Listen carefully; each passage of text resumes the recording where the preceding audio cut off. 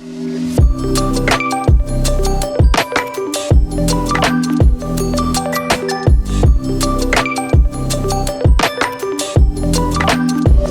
Podme Friends, ketemu lagi dengan saya Zata Ligo di Mamapreneur Talk. Podme Friends, saya seneng banget nih kali ini. Saya selalu seneng pokoknya kalau lagi mau sharing sama teman-teman semua di sini. Jadi sebelumnya di episode sebelumnya saya kedatangan tamu Mbak Mela Gunawan dan udah ngomongin gimana tipsnya cara hidup sehat, terutama buat mama-mama kayak kita ya, Podme Friends ya. Nah, tapi pas udah ngomong lebih jauh, potong sama waktunya gitu. Padahal masih pengen ngobrol lagi. Nah, sekarang saya undang lagi Mbak Mela Gun untuk hadir di sini dan bicara soal kiat bisnis. Oh, ini keren banget ya. Tapi sebelum mulai, aku mau cerita sedikit tentang Mbak Mela. Mungkin ada yang belum dengar episode sebelumnya dan belum tahu siapa Mbak Mela Gunawan. Aku akan kenalin dia ya.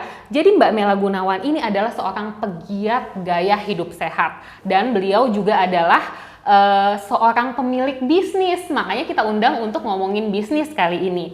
Dia sama teman-temannya mendirikan Revit Indonesia. Melalui bisnisnya ini, ia ingin menggerakkan semua lapisan masyarakat agar menjalankan gaya hidup sehat yang benar. Nah, itu harus digarisbawahi karena menurut saya, apalagi saya ibu-ibu sosmed ya yang seneng banget tuh buka-buka sosmed apa segala macem, mungkin ada hal-hal yang mungkin tidak tepat atau tidak sesuai gitu. Jadi Mbak Mela Gunawan mungkin gemes kali ya. Jadi dia mau bikin mengajak orang-orang untuk bergaya hidup sehat tapi dengan baik dan benar. Nanti kita ngobrol sama dia soal itu ya. Nah, selain itu Mbak Mela Gunawan juga adalah founders dan Chief Marketing Officer Revit Indonesia. Mbak Mela yang lahir tanggal 22 Mei ini, dicatat ya ulang tahunnya, merupakan co-founder dari @rik.asia dan @becomeboss. Oke, ini ingetin ya, saya mau nanya apa itu @becomeboss. Ada kata-kata bosnya, ini kayak seksi banget nih untuk diomongin. Dengan kemampuan dan pengalamannya, Mbak Mela pernah dinobatkan sebagai Indonesia Young Woman Future Business Leader tahun 2018. Wah, itu tadi sekilas tentang Mbak Mela. Kita akan langsung ketemu dan ngobrol dengan Mbak Mela Gunawan. Mbak, makasih banyak ya udah mau datang lagi hari ini. Untuk episode yang kedua. Yang kedua bersama Mbak Mela Gunawan. Mbak Mela, tadi aku tuh pas bacain bio dirimu, aku mention Become Boss. Ini apa sih? Jadi kebetulan setelah udah menjalani Revit Indonesia selama 4 tahun ke belakang ini, saya dengan rekan-rekan saya kepikiran satu bisnis lagi, yaitu kita custom alat-alat olahraga. Keren banget. Jadi ternyata dan akhir-akhir ini sejak pandemi kan banyak banget tuh bikin home workout, so demand-nya penjualan alat-alat olahraga ini, alat-alat fitness ini meningkat. Jadi keluarlah @becomeboss. Oke, kalau emang punya jiwa entrepreneurship, apa juga jadi ya. Nah, ini dia yang mau kita pelajarin nih dari Mbak Mela Gunawan, Mamapreneurs. Nah, Mbak Mela, seperti yang sebelumnya aku omongin kan ya, ini para mama nih yang jadi pendengar kita ini, banyak yang di rumah aja, ada juga memang yang masih tetap bekerja kantoran dan lain-lain. Pokoknya ada di segala lini, segala bagian. Tapi yang menjadi kesamaan kami tuh salah satunya adalah kita tuh pengen punya usaha, pengen punya bisnis, pengen jadi entrepreneur tapi yang sesuai nih buat mama-mama. Entah yang bisa dikerjain dari rumah atau bisa disambi sambil ngurusin keluarga atau mungkin yang masih kantoran juga dan lain-lain. Nah, kita mau minta tips nih dari dirimu, terutama gimana caranya para mamapreneur yang pengen punya usaha terutama di bidang kesehatan. Oke. Jadi gini, satu lagi ada satu leading bisnis Revit Indonesia.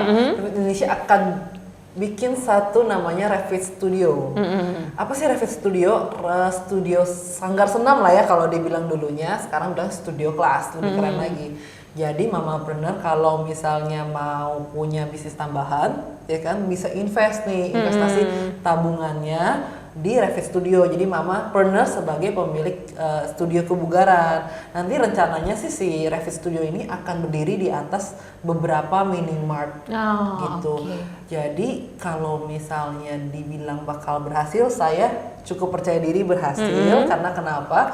Traffic yang minimart ini kan sudah ada. Iya, betul Gitu. banget. Banyak banget nih yang belanja gitu kan. Ngelihat ada Revit Studio, siapa tahu mereka ingin berolahraga tinggal naik deh kayak gitu. Atau enggak besoknya balik lagi bawa baju olahraga senam deh di atas kayak gitu. Nah, keren kalau banget. misalnya mamapreneur mau berbisnis tambahan, ini salah satu opsinya sih. Jadi buat tambah-tambahin backup income-nya keluarga deh gitu kan. Dan selain itu juga bisa punya komunitas yang lebih sehat sih, karena kan otomatis tuh ketemu ibu-ibu yang berolahraga gitu kan ya. Dan sehatnya dapat, uangnya juga dapat. Oke. Gitu. Dan itu kayaknya nggak cuman uang tambahan deh, Ya, itu itu bisa uang- jadi penghasilan iya, utama. penghasilan utama lebih baik gitu kan. Kadang-kadang juga bisa nih, contohnya setelah udah menjalankan Revit Studio misalnya, let's say, sering datang ke sana, tergiurlah menjadi seorang instruktur. Oh, kok bisa? Di Iya situ juga kan ampun. sertifikasi Strong by Zumba itu atau yoga. Di sana kan setelah udah melihat komunitas, setelah lihat member-membernya, terinspirasi menjadi seorang instruktur gitu. Oke. Udah punya studio kelasnya sendiri, jadi instruktur, sehatnya dapat, badannya bagus, Double-double dapatnya. Makanya.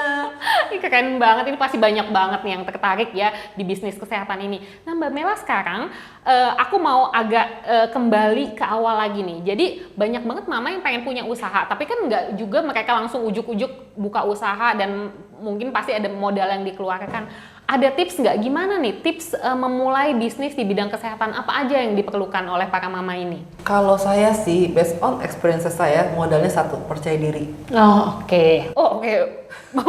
Itu doang. Apalagi Tapi juga nggak langsung percaya diri terus Iya. main hantam tabrak gitu. Betul. Maksudnya semua harus disesuaikan dengan analisa pasar. Segmentasi target marketnya tuh siapa?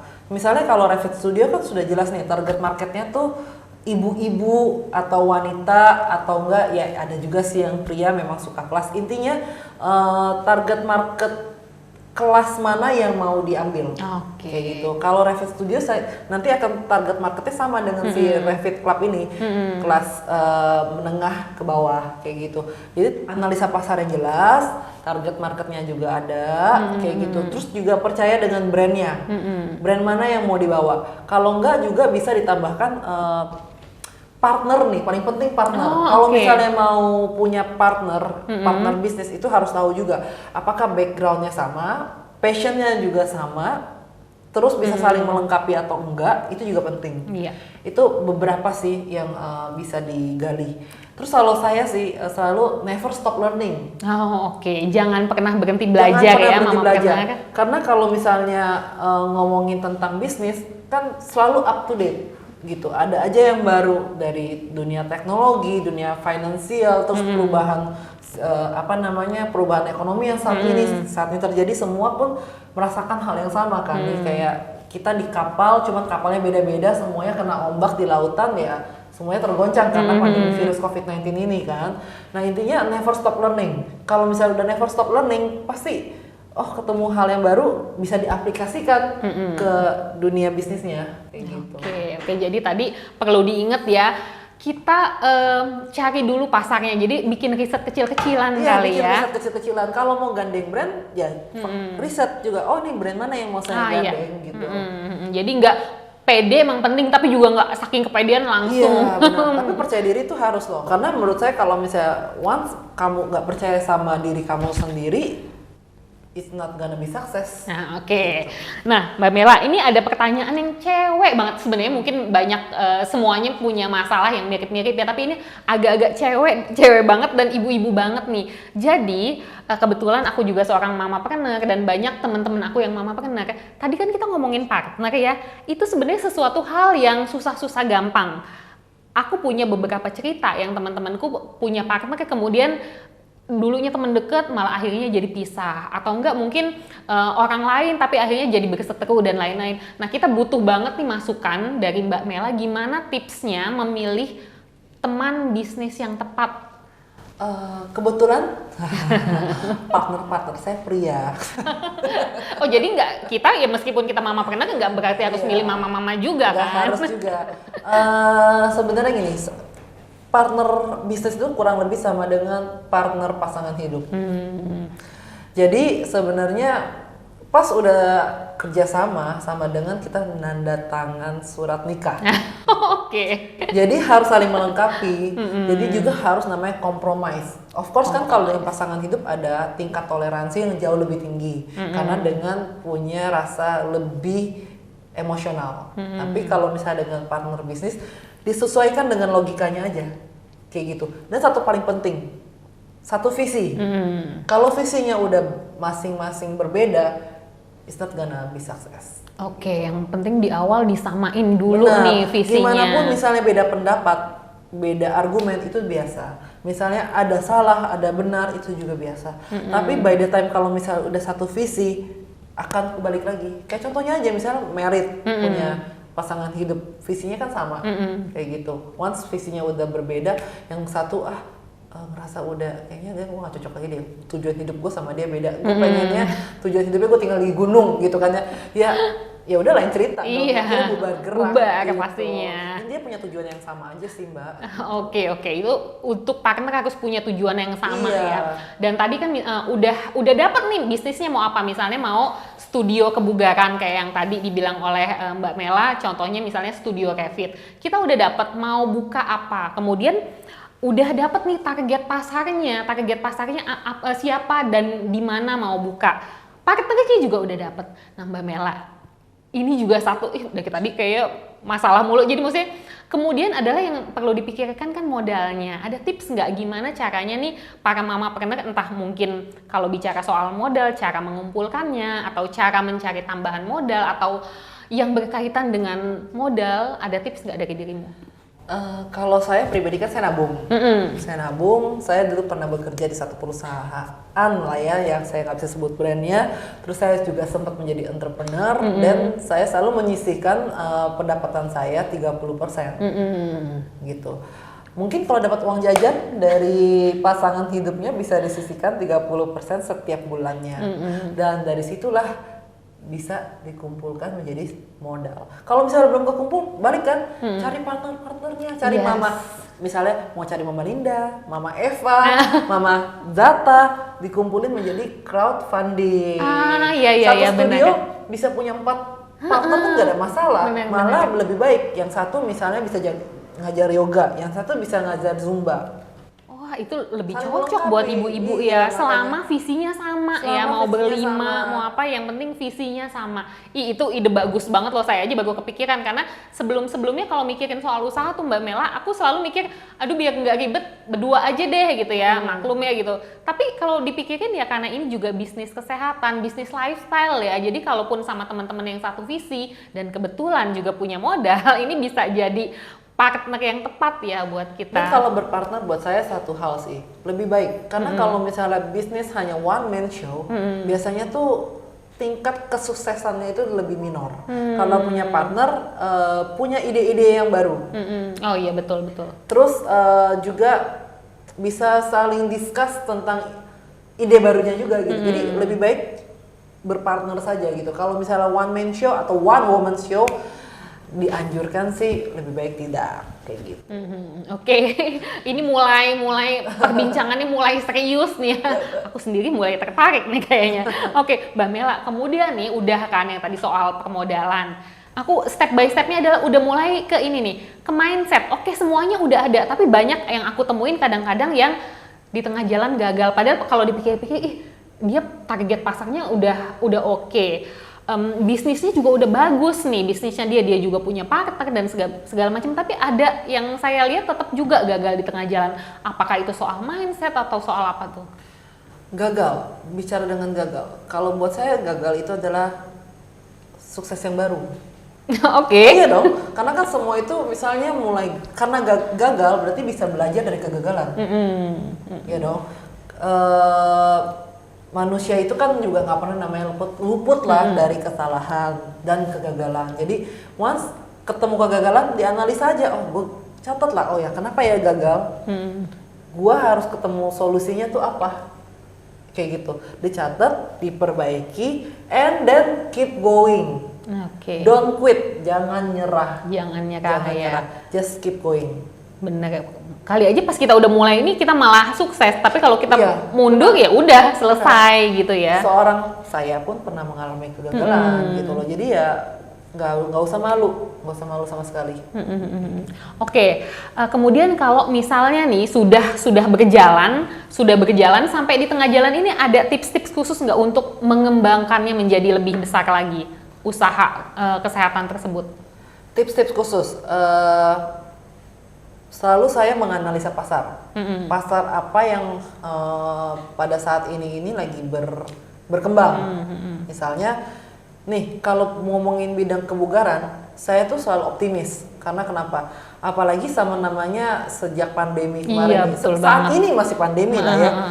Orang-orang tuh sudah aware sama namanya sehat kan, Kesehatan, sama bener. namanya olahraga gitu loh Bener. ya. Jadi ya. Gaya hidup sehat Gaya tuh udah hidup jadi sehat. kayak kebutuhan Iya, ya sekarang ya. Kemarin saya ke GBK nih, saya coba pengen tahu GBK tuh sekarang dibuka atau enggak. Kemarin akhirnya dibuka. Ya ampun tuh ramenya.